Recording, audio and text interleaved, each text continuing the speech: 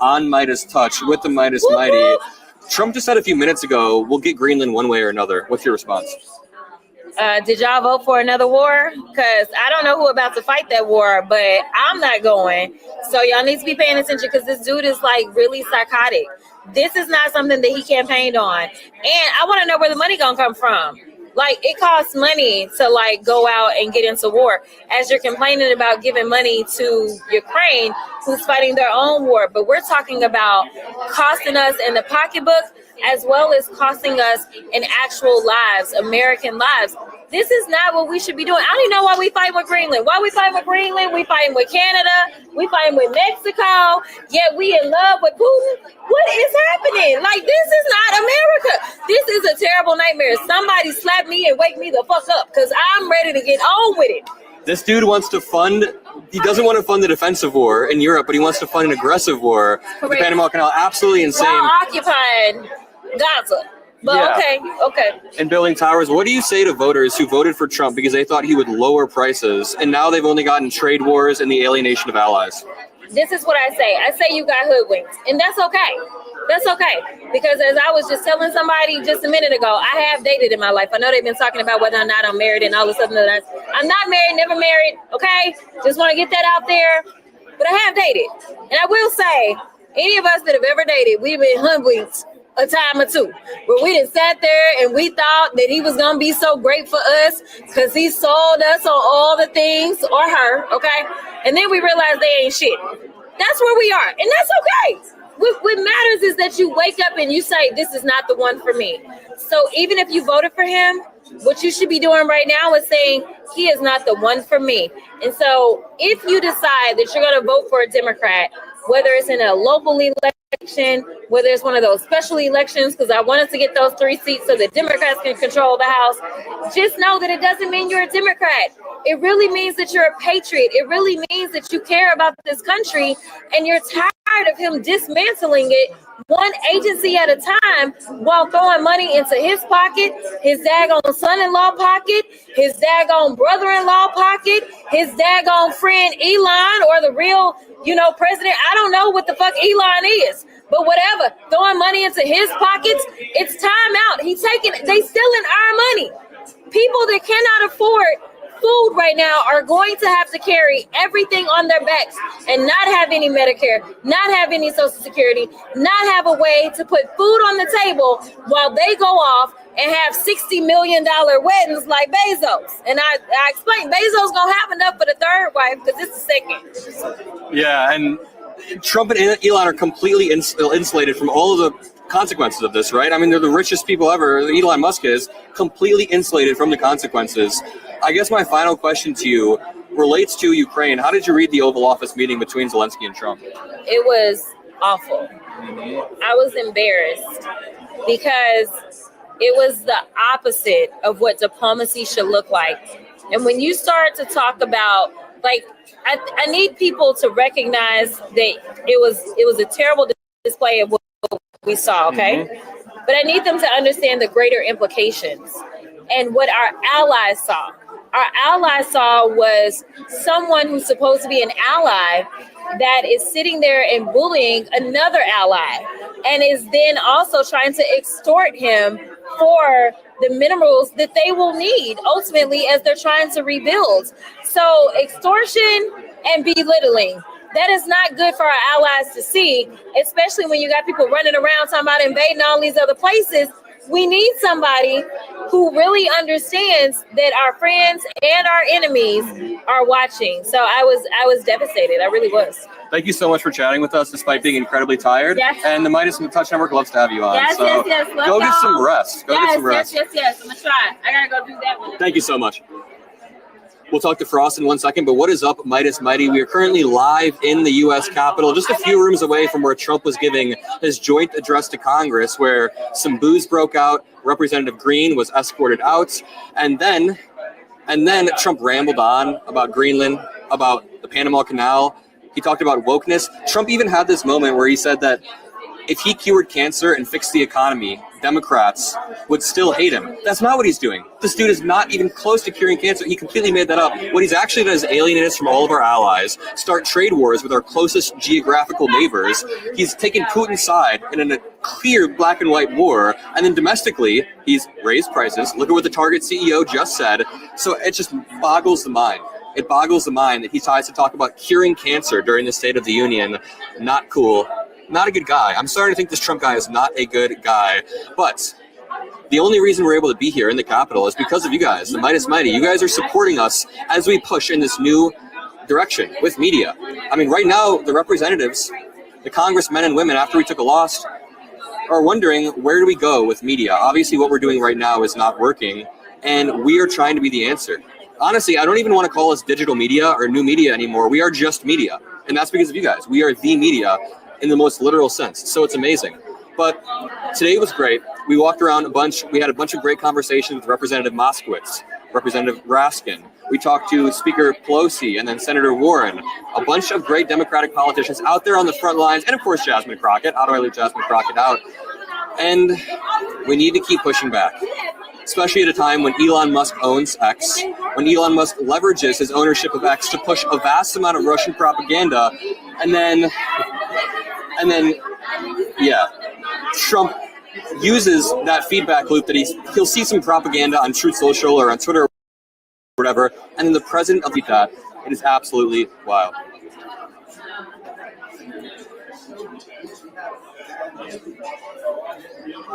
Representative Frost, we are live on MeidasTouch. Hey, everybody. Good to see you. Adam Mockler and Representative Frost. I want to ask you, you were there. You were watching Trump, right? Did you see his face get visibly pissed when he got interrupted? Oh, he's completely pissed. I mean, he looked at us when we started putting our signs up, and he hated it. And here's the thing. It just shows the man has a big ego and small confidence. Yeah, I mean, he spoke for like almost 2 hours. I feel like that's a narcissistic display right there. Way too long. All bullshit, all lies, and all him trying to cover up the billionaire administrative coup that's happening in this country. He said they're going to get Greenland one way or another. What do you think about that? He's the guy who campaigned on saying, stop endless war. And now he's saying, what, he wants to invade Greenland? But again, I want people to remember, this is all in service of making the rich richer, giving billionaires tax cuts, and making sure that they cut Medicaid in the process to do it. And largely probably distracting from the fact that Donald Trump is waging trade wars on our closest allies, raising the prices. What do you say to a Trump voter who thought Trump was going to lower the prices, but has only seen trade wars and almost real wars? I would say, and I've spoken with a lot of Trump voters recently. Yeah. I've spoken with a Trump voter who's a veteran, who was working at the VA, who got fired. And he's pissed. And I'll tell you all what I told him. I'm sorry you were lied to. You know, we have real problems in this country. Wealth inequality has always been an issue. People have always died due to lack of health care, gun violence, all this stuff. And we do need bold transformational change. And I'm sorry you were lied to by a man who doesn't give a shit about you and just cares about himself and his billionaire friends. But there's still time for you to join us, right? Join us in this fight to protect working people. You're not in debt because of trans people. Not paying your rent is not a factor because of immigrants. It's because of people like Donald Trump. So come on over. There's room. Come on over. I think it's important to extend a little bit of empathy. You know, sometimes the instinct to make fun of people for being so wrong is there, but extending empathy does go a long way. The motto of my office is lead with love, right? Yeah. And here's the thing. I told you so. It's never worked in a relationship. It's never worked in a friendship. I doubt it's going to work in politics. You were one of the people that spearheaded the Office of Gun Violence Prevention, right? Yeah. Can you tell me, if you were speaking to Trump, who recently disbanded it, correctly, what would you say to Trump, who disbanded a huge piece of your work? I would say, how dare you take away an office that has saved lives to appease the NRA and gun lobbyists?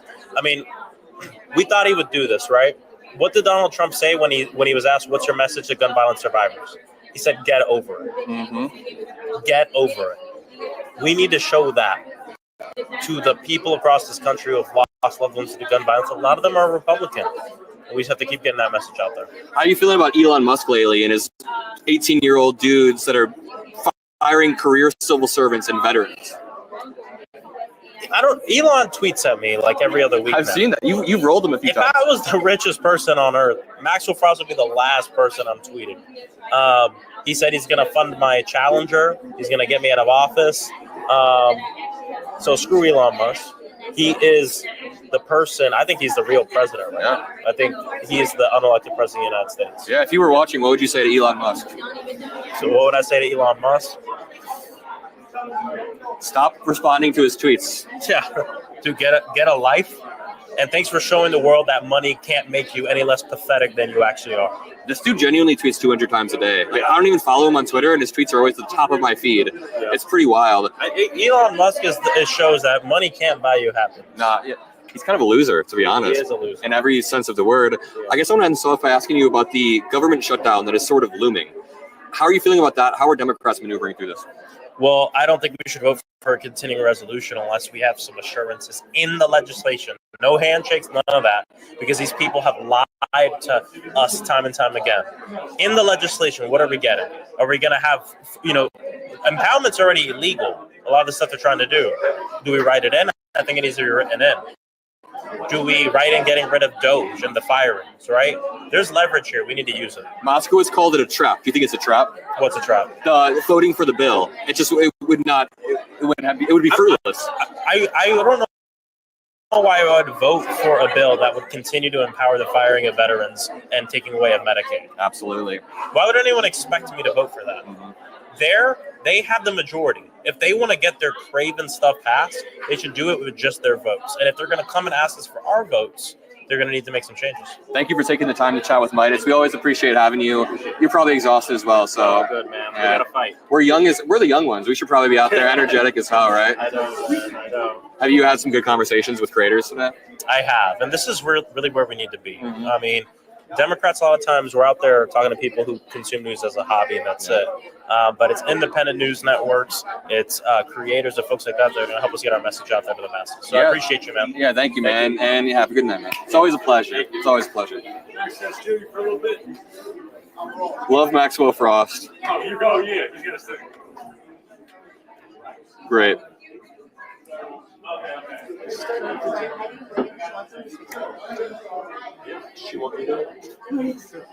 That was great. Representative Frost is always great.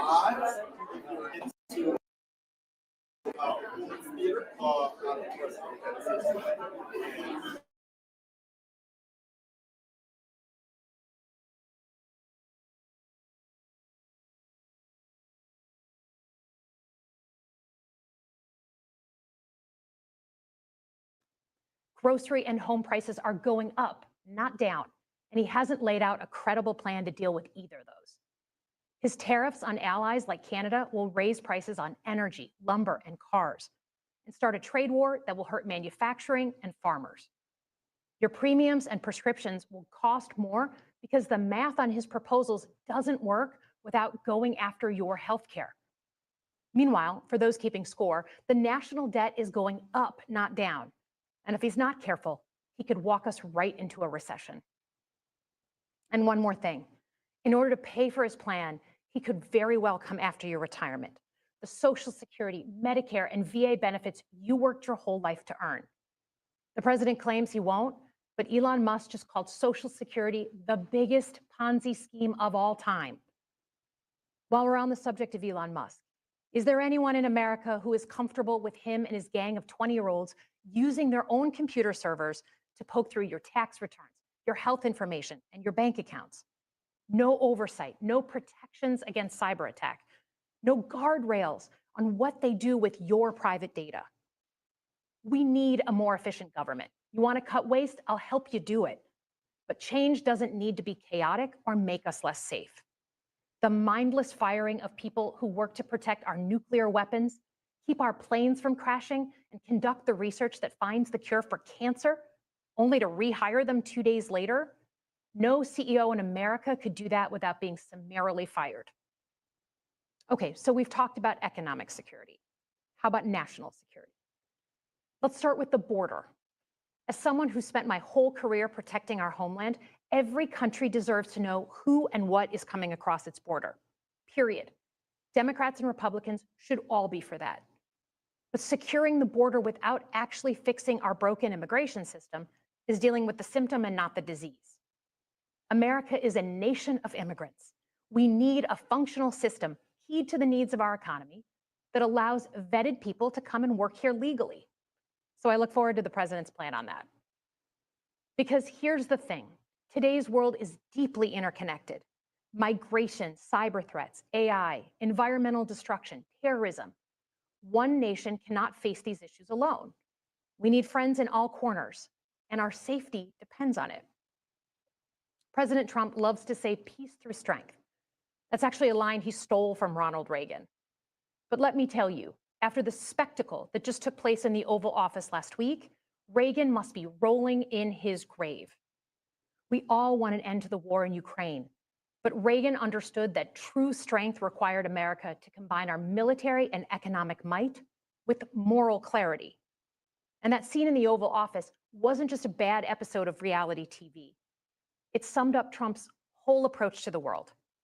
He believes in cozying up to dictators like Vladimir Putin and kicking our friends like the Canadians in the teeth. He sees American leadership as merely a series of real estate transactions. As a Cold War kid, I'm thankful it was Reagan and not Trump in office in the 1980s. Trump would have lost us the Cold War. Donald Trump's actions suggest that in his heart, he doesn't believe we're an exceptional nation. He clearly doesn't think we should lead the world. Look, America is not perfect, but I stand with the majority of Americans who believe we are still exceptional, unparalleled. And I would rather have American leadership over Chinese or Russian leadership any day of the week. Because for generations, America has offered something better. Our security and our prosperity, yes, but our democracy, our very system of government, has been the aspiration of the world. And right now, it's at risk. It's at risk when the president decides you can pick and choose what rules you want to follow, when he ignores court orders and the Constitution itself, or when elected leaders stand by and just let it happen. But it's also at risk when the president pits Americans against each other, when he demonizes those who are different and tells certain people they shouldn't be included. Because America is not just a patch of land between two oceans. We are more than that. Generations have fought and died to secure the fundamental rights that define us. Those rights and the fight for them make us who we are. We're a nation of strivers, risk takers, innovators, and we are never satisfied. That is America's superpower. And look, I've lived and worked in many countries. I've seen democracies flicker out. I've seen what life is like when a government is rigged. You can't open a business without paying off a corrupt official. You can't criticize the guys in charge without getting a knock at the door in the middle of the night. So as much as we need to make our government more responsive to our lives today, don't for one moment fool yourself that democracy isn't precious and worth saving. But how do we actually do that? I know a lot of you have been asking that question. First, don't tune out. It's easy to be exhausted, but America needs you now more than ever. If previous generations had not fought for this democracy, where would we be today? Second, hold your elected officials, including me, accountable. Watch how they're voting. Go to town halls and demand they take action. That's as American as apple pie. Third, organize. Pick just one issue you're passionate about and engage. And doom scrolling doesn't count. Join a group that cares about your issue and act. And if you can't find one, start one. Some of the most important movements in our history have come from the bottom up. In closing, we all know that our country is going through something right now. We're not sure what the next day is going to hold, let alone the next decade. But this isn't the first time we've experienced significant and tumultuous change as a country. I'm a student of history, and we've gone through periods of political instability before. And ultimately, we've chosen to keep changing this country for the better. But every single time, we've only gotten through those moments because of two things: engaged citizens and principled leaders. Engaged citizens who do a little bit more than they're used to doing to fight for the things that they care about, and principled leaders who are ready to receive the ball and do something about it. So thank you tonight for caring about your country. Just by watching, you qualify as engaged citizens. And I promise that I and my fellow Democrats will do everything in our power to be the principled leaders that you deserve. Good night, everyone.